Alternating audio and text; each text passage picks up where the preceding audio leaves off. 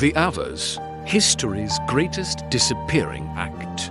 Imagine building an empire that stretched from the Baltic Sea to the Black Sea.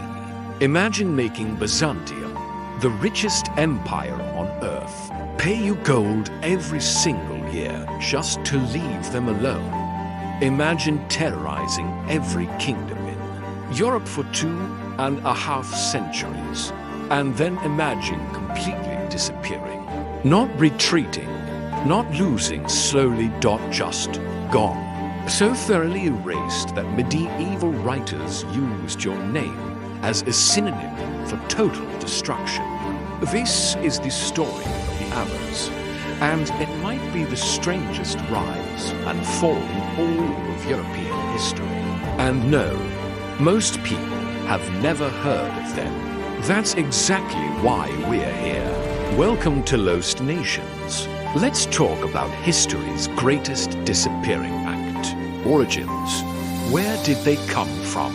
First question, who were the Avars? And honestly, this is where it gets complicated.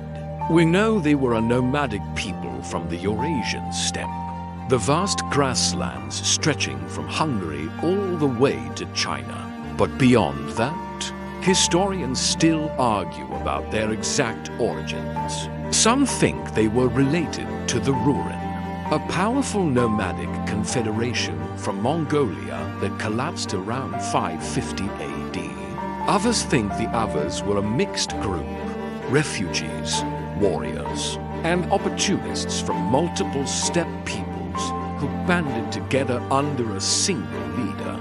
What we do know is this: around 550 AD, a group calling themselves Avars appeared on the western edge of the steppe, and they were running from the Gektiks, a Turkic empire that had just risen to dominance and was crushing everyone in its path. The Gektiks were essentially the new bullies of the steppe, and the Avars had just lost a fight with them. So they did what displaced steppe peoples always did. They rode west fast, and as they rode, other groups joined them, smaller tribes, refugees, warriors looking for a strong leader to follow. By the time they reached Europe, the Avars weren't just a fleeing group. They were an army. Arriving in Europe in 557 AD, an Avar ambassador arrived at Constantinople, the capital of the Byzantine Empire. The message was simple: we are the Avars. We are the greatest people on the steppe. You will pay us, and we will protect you from your enemies. The Byzantines didn't immediately say yes, but they didn't say no either. They gave the Avars gifts, opened diplomatic channels, and essentially tried to use them as a buffer against other threats. Classic Byzantine strategy: don't fight your enemies yourself. Pay someone else to do it. The Avars, meanwhile, were busy moving west and introducing themselves to their new neighbors. Mostly with swords, they defeated the Antes, the Katrigas, and various other groups across Eastern Europe in rapid succession. Each victory made them stronger, richer, and more feared. Then in 567 AD, they made their masterstroke. They allied with the Lombards, a Germanic tribe, and together they destroyed the Gepids, another Germanic tribe living in the Carpathian Basin. The Lombards then left for Italy, leaving the entire Pannonian Plain, modern-day Hungary, completely empty. The Avars looked at this vast, fertile, perfectly located territory sitting between mountains and rivers, and they said, "Perfect. This is home now." The Cognate. Building an empire, the Avar state was called a Cognate, ruled by a supreme leader called the Koghan. The Koghan wasn't just a king. He was a sacred figure. His power was considered divine, his decisions absolute. Under his rule, The Avar Cognate became one of the most sophisticated political structures in early medieval Europe. They had a complex hierarchy, the Koghan at the top, then the Juguris, a kind of deputy, then military commanders, tribal chiefs, and finally the common warriors. Subject peoples, Slavs, Bulgars, remnants of the Gepids, were incorporated into the empire and forced to pay tribute and provide soldiers. At its peak, the Avar Cognate controlled territory from the Baltic coast in the north to the Adriatic Sea. The south, it was the dominant power in Central Europe. Period. And the money flowing into the Cognate was extraordinary. Byzantine tribute alone was tens of thousands of gold coins every year. Military power. Why they were terrifying now. Let's talk about why the Avars were so militarily devastating. Because this part is genuinely fascinating. The Avars introduced the iron stirp to Europe, which sounds like a small thing. It was not a small thing. Before stirps, cavalry was limited. You could ride, but fighting on horseback was unstable. One hard swing and you'd fall off. The stirrup changed everything. Now a mounted warrior could stand up, brace himself, and deliver full-force sword strikes without losing balance. It made cavalry dramatically more lethal, and historians argue it was one of the key triggers for the development of European feudalism. Because suddenly you needed armored knights on horses, and that required land, wealth, and a whole social system to support them. Beyond the stirp, Avar armies were built for speed. No slow infantry, no massive supply trains, just fast, mobile cavalry that could appear, strike, and vanish. They also used composite bows, incredibly powerful weapons made of wood, bone, and sinew that could pierce armor from horseback. European armies at the time simply had no answer for this combination of speed, firepower, and shock cavalry, and the Avars knew it. They were confident to the point of arrogance, and usually they had every right to be. War with Byzantium, the relationship between the Avars and Byzantium was complicated. On paper, they were often allies. In practice, the Avars attacked Byzantine territory constantly whenever the price wasn't right. The tribute payments kept increasing.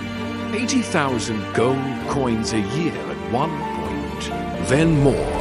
The Byzantines paid because the alternative was worse. Emperor Maurice, one of Byzantium's most capable rulers, tried to push back.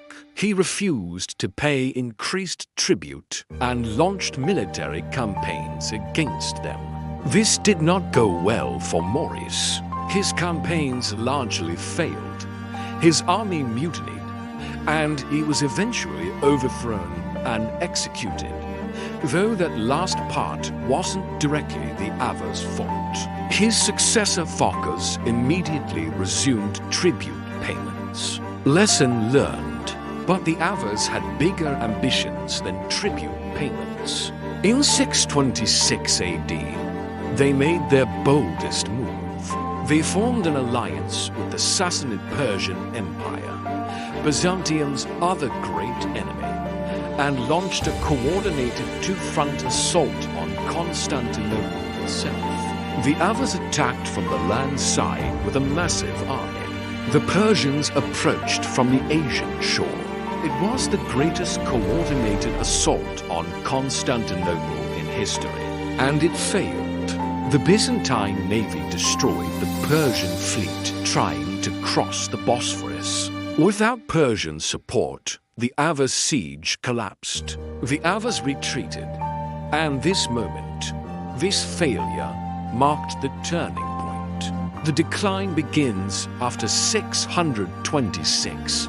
The cracks in the cogonate started showing, and they spread fast. The failed siege of Constantinople was humiliating. The Koghan had gambled everything and lost. Subject peoples, who had been held in check by Avar military superiority, started testing their limits. The Slavs, who had been used as cannon fodder and laborers throughout the empire, began rebelling across the board. The Bulgars in the east broke away entirely, forming their own kingdom along the Danube. And then came the Civil War. Around 630 AD, a succession crisis tore the Koghanate apart. Different factions backed different claimants to the throne.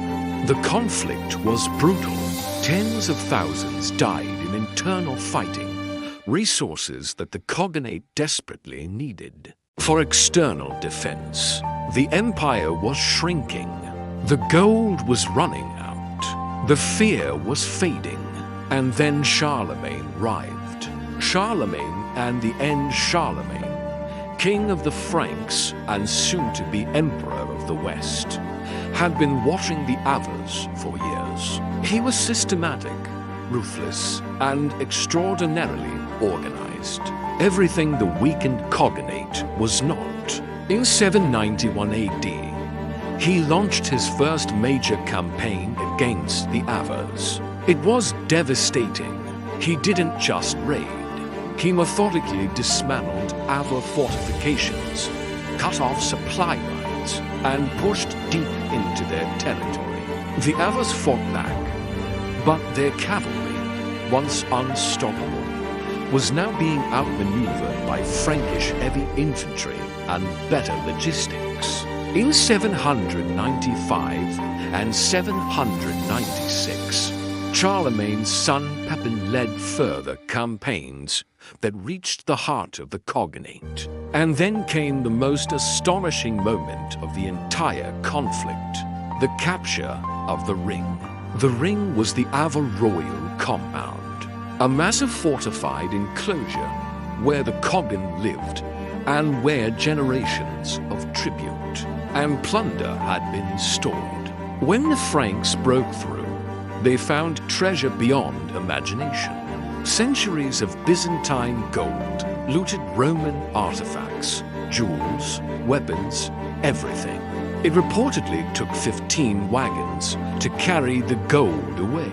15 wagons. Charlemagne distributed this treasure across his kingdom, and historians believe the influx of Avar gold directly funded the Carolingian Renaissance. Art, architecture, scholarship, the cultural flowering of Charlemagne's empire was built partly on Avar wealth. By 803 AD, the last Avar Koghan submitted to Charlemagne. The empire was over. Some Avars were baptized as Christians and given land as Frankish subjects. Others fled east. Most simply, dispersed. The mystery of disappearance. And now we reach the part that makes historians lose sleep. The Avars didn't just lose their empire. They ceased to exist. By the mid-800s, they vanish entirely from historical records. No mentions, no traces, no descendants claiming Avar identity.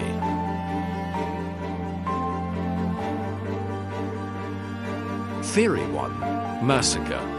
Some historians argue the wars with Charlemagne, combined with subsequent raids from other groups, simply killed most of them. Theory 2. Assimilation.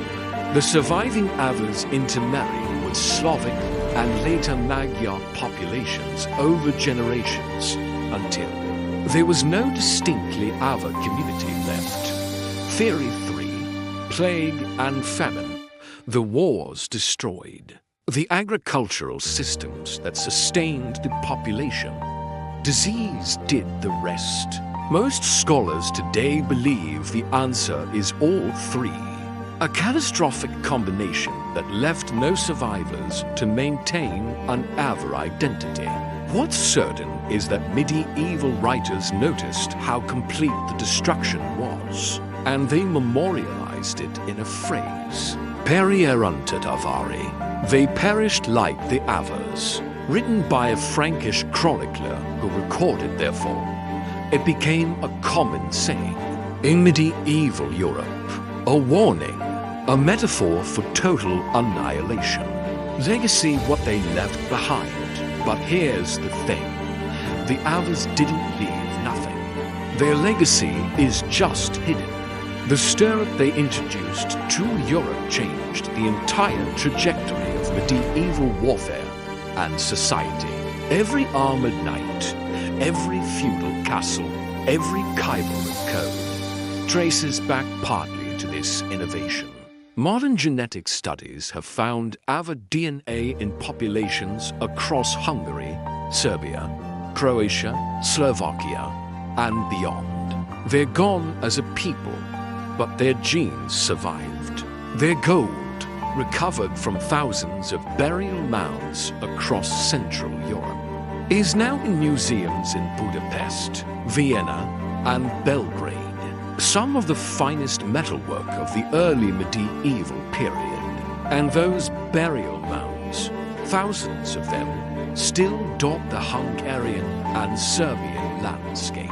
Green hills that most people walk past without knowing an entire civilization lies underneath. The Avars ruled Europe for 250 years. They made emperors beg.